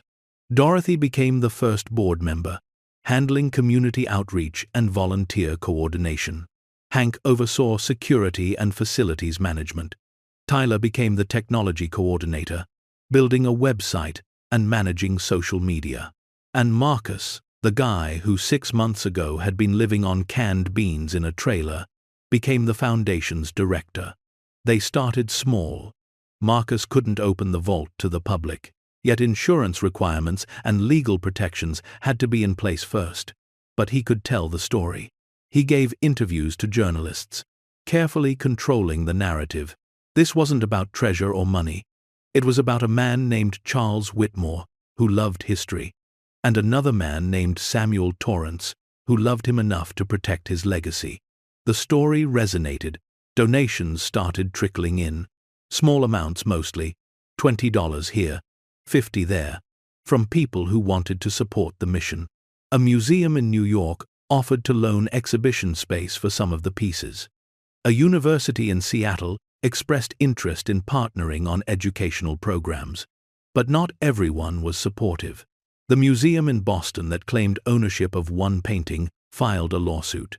A distant Whitmore cousin came forward, demanding a share of the estate. The IRS launched a full audit, questioning whether the foundation was legitimate or just a tax dodge. Each challenge required legal responses, court appearances, documentation. Rebecca worked overtime, often pro bono, fighting battle after battle, and Marcus learned. He learned about non-profit management, about cultural property law, about museum operations, and donor relations. He learned to speak in public, to write grant proposals, to negotiate with lawyers and bureaucrats. The isolated loner who'd struggled to talk to strangers became a spokesman, an advocate, a leader. 6 months after the vault's discovery, Marcus stood in front of the Coldwater Ridge Town Council with a proposal. The Whitmore Torrance Foundation wants to build a museum here. Not in Anchorage, not in Seattle, but right here in Coldwater Ridge. We want to create jobs, bring tourism, put this town on the map. But we need your support. We need land, permits, and most importantly, we need the community's buy-in. The council chamber was packed. Some faces were supportive, others skeptical. The mayor, a heavy-set man named Gordon, leaned forward. How many jobs are we talking about? Marcus had prepared for this. Initial phase, 15 full-time positions plus seasonal workers. Security, guides, maintenance, administration. Long-term, if the museum succeeds, potentially 50 jobs or more. Plus, the economic impact of tourism. Hotels, restaurants, shops. A council member raised her hand. What about the cabin itself? That's a historic site now. Marcus nodded. The cabin will become part of the museum. We'll preserve it exactly as my uncle left it. Let visitors see how he lived, understand the sacrifice he made. The vault will remain on site, but we'll build a modern facility around it for exhibitions, educational programs, a research library. We want to make this a destination for scholars, students, families, a place that honors history while looking toward the future. Gordon exchanged glances with other council members. This is a big undertaking. You sure you can pull it off? Marcus met his eyes. No, but I'm going to try. Because my uncle believed some things are worth fighting for. And I think he was right. The vote was unanimous. The town donated 20 acres adjacent to the cabin property. Local contractors offered discounted rates for construction. And suddenly, impossibly, it was happening. The groundbreaking ceremony took place on a crisp October morning. Media crews from across Alaska attended, along with representatives from several museums and universities. Marcus stood at the podium, looking out at the crowd of 200 people, locals, supporters, curiosity seekers. My uncle Samuel Torrance spent 40 years alone on this mountain, protecting something he believed mattered. Most people thought he was crazy. Some thought he was a criminal, but he was neither. He was a man who understood that not everything valuable can be measured in dollars. That some things are worth preserving not because they make us rich, but because they make us better. He paused, his voice thickening. Today, we break ground on the Whitmore Torrance Museum and Historical Center. This facility will house one of the most significant private collections in North America. But more than that, it will be a reminder that one person can make a difference, that keeping a promise matters. That sacrifice isn't meaningless if it serves something bigger than yourself. He looked at Dorothy, Hank, Tyler, Rebecca, and the dozens of volunteers who'd made this possible. My uncle did this alone, but I'm not alone. None of us are. And that's what makes this different. This isn't about one man's legacy anymore. It's about all of us, about what we can build together. Construction took 18 months. The delays were constant. Weather, permits, budget overruns, legal challenges. The Boston Museum's lawsuit dragged on, eventually settling when Rebecca proved the painting in question wasn't the one they claimed. The Whitmore cousins case was dismissed when records showed Charles had specifically disinherited that branch of the family. The IRS audit concluded with minor fines, but acknowledged the foundation's legitimacy. Through it all, Marcus kept pushing forward. He lived in the cabin during construction, watching the modern building rise around his uncle's simple log structure. The architectural firm they'd hired designed it beautifully. Lots of glass and natural wood that complemented, rather than overwhelmed, the original cabin. The vault remained underground, but now visitors would descend the same stone stairs Marcus had first discovered, experiencing the same sense of wonder and discovery. The collection itself underwent extensive conservation. Experts from the Smithsonian came to assess and treat pieces that had been stored in less than ideal conditions for decades. Some items needed restoration, others were in remarkable shape, testament to Samuel's careful maintenance. Each piece was photographed, catalogued, and prepared for display. Marcus worked with curators to create exhibitions that told stories. Not just, here's a valuable painting, but here's why this painting mattered to Charles Whitmore. Here's the artist's history. Here's the cultural context. Education over spectacle. Understanding over value. During this time, Marcus changed. The gaunt, uncertain man who'd arrived in Coldwater Ridge became someone else. His shoulders broadened from physical labor. His voice strengthened from public speaking. The loneliness that had defined him for so long dissolved. replaced by purpose and connection. He didn't just work on the museum, he became part of the town. He had dinner at Dorothy's house on Sundays.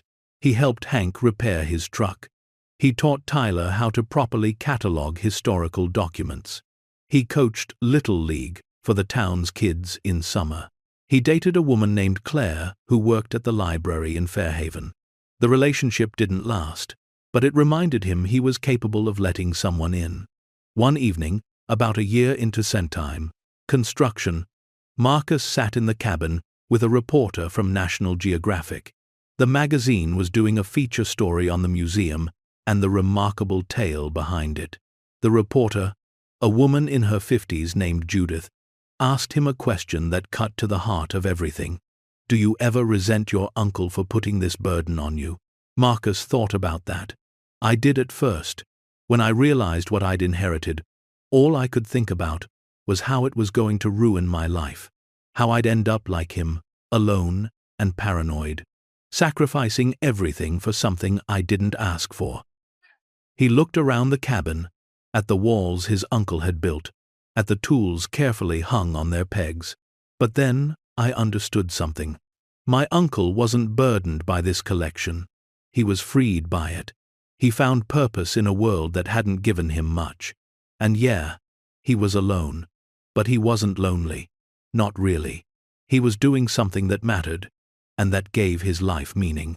Judith scribbled notes. And you? Has it given your life meaning? Marcus smiled.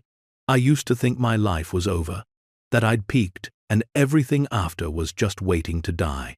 But this collection, these people, this fight, it woke something up in me. I'm not just surviving anymore, I'm building, and that makes all the difference.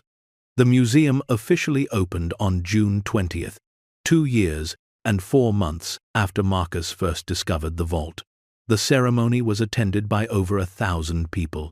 The governor gave a speech. So did the head of the Smithsonian's American Art Division. But the moment Marcus would never forget came when he cut the ribbon and the doors opened. Families streamed in, kids pulling their parents toward exhibits, elderly couples moving slowly through galleries, taking in paintings and sculptures and artifacts they'd only seen in books. In the main gallery, the centerpiece was a recreation of the vault as Marcus had first found it. Glass cases, dim lighting, the sense of discovery preserved. But now there were placards explaining each piece, interactive displays where visitors could learn about historical context, headphones offering audio tours in 6 languages. The cabin itself remained untouched.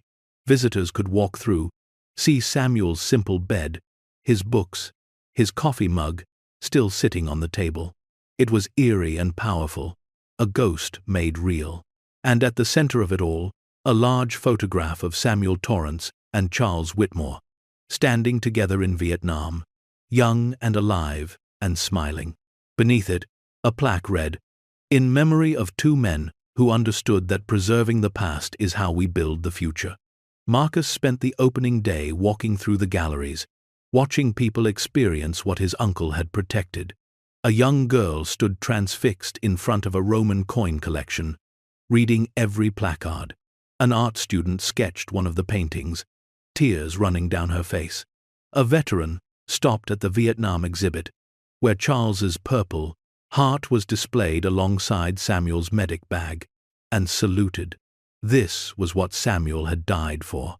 Not the money, not the glory. This moment, these connections, this meaning.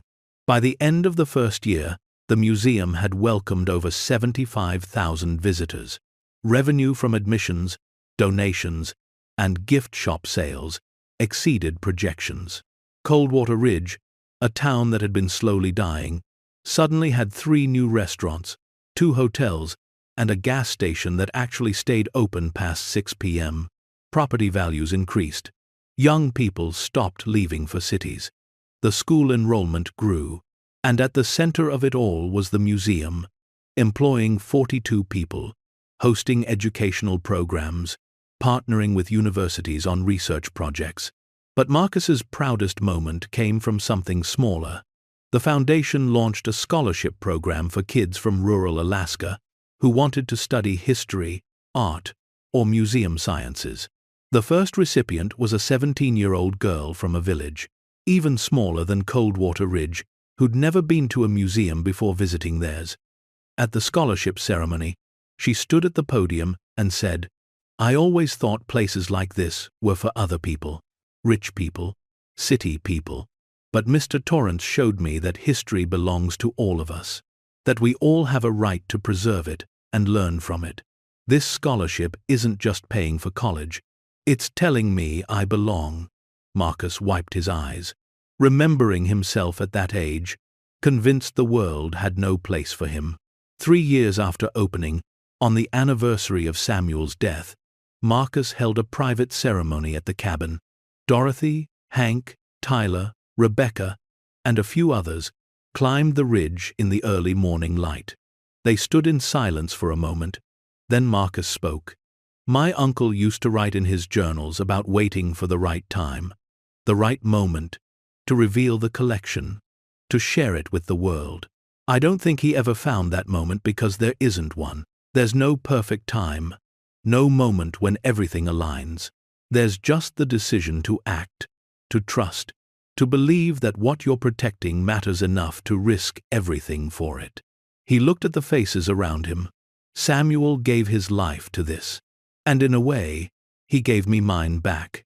I was drowning when I came here, lost, alone, and he left me something that forced me to become someone different, someone better. I'm grateful for that. More grateful than I can say. Dorothy stepped forward and placed a wreath at the cabin door. "To Samuel Torrance, a man who proved that one person, living quietly, can change the world." They stood together as the sun rose over the mountains, warming the frozen landscape, melting snow into streams that would feed the valley below. The cabin, once a tomb for secrets, now stood as a beacon. Proof that hidden things, when brought into the light, could illuminate more than anyone imagined.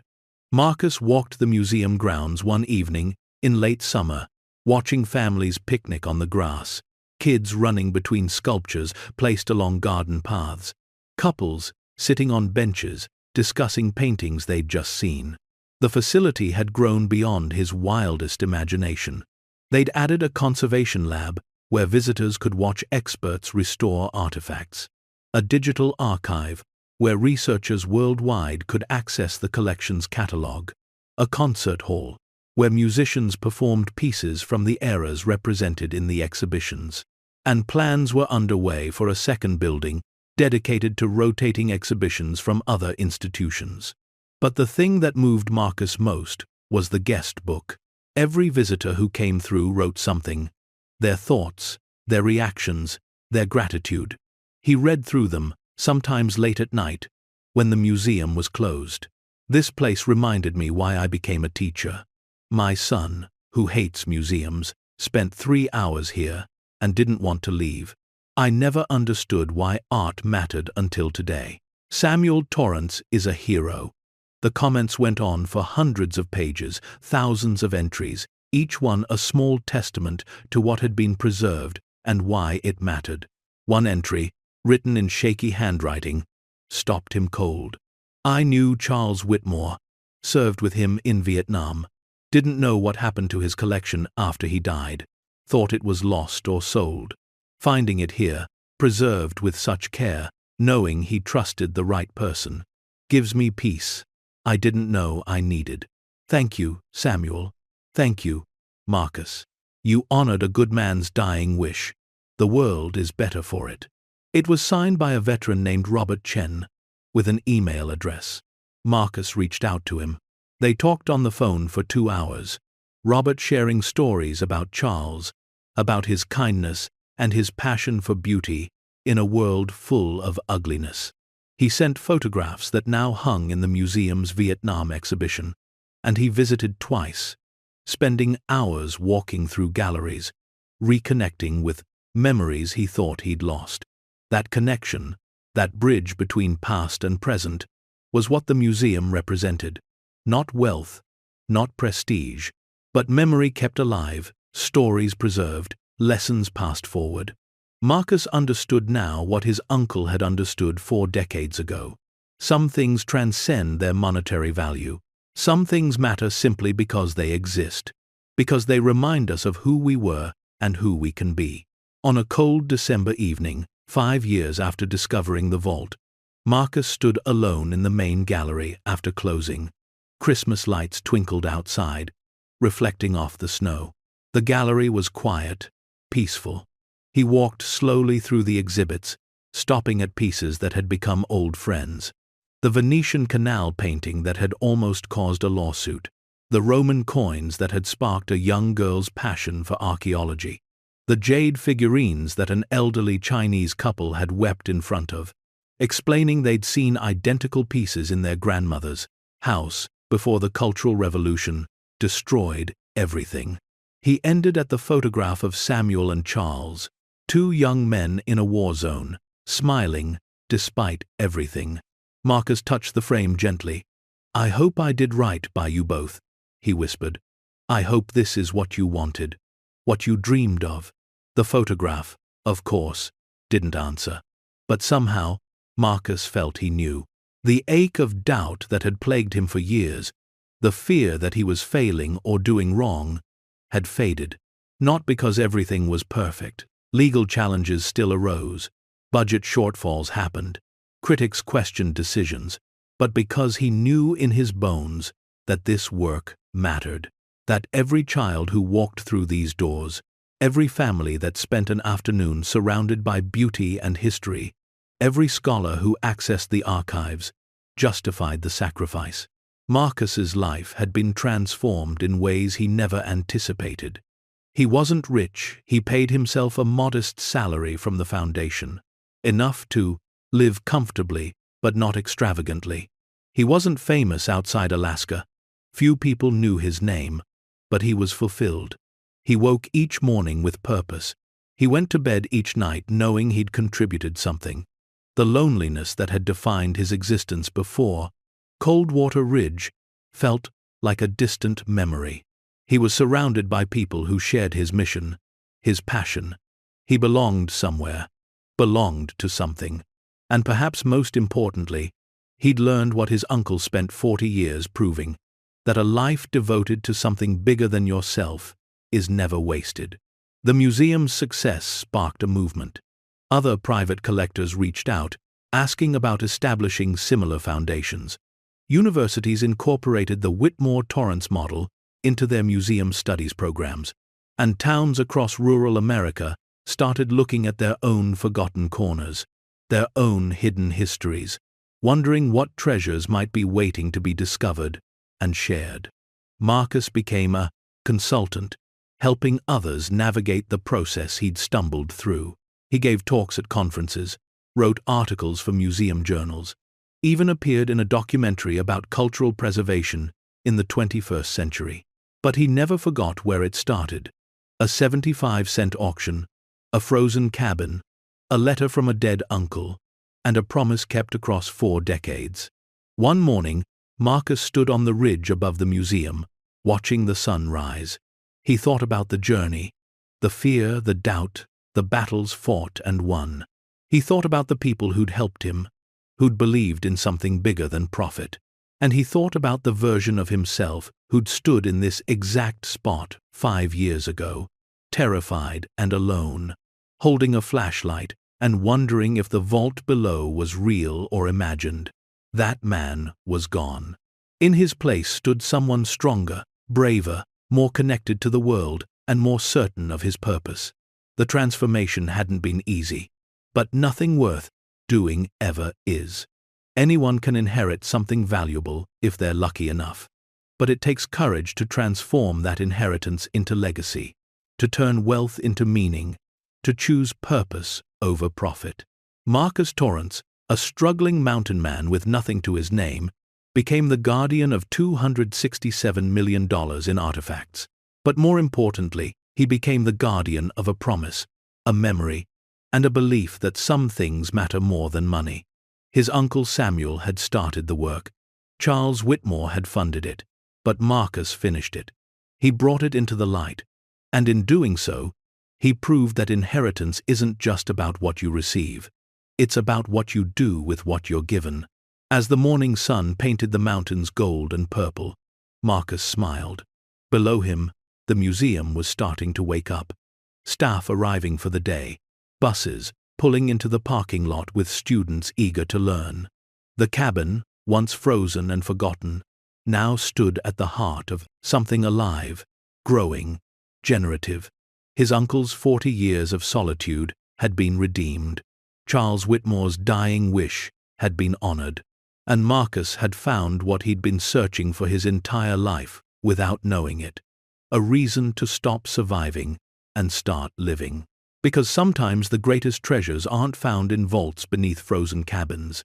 They're found in the courage to protect what matters, the strength to build something lasting, and the wisdom to understand that true wealth is measured not in dollars but in lives changed, stories preserved, and futures made possible. The end. Up next, 2 more incredible true stories are waiting for you. Click to keep discovering with us. And don't forget to hit subscribe if you believe some legacies are worth protecting, no matter the cost.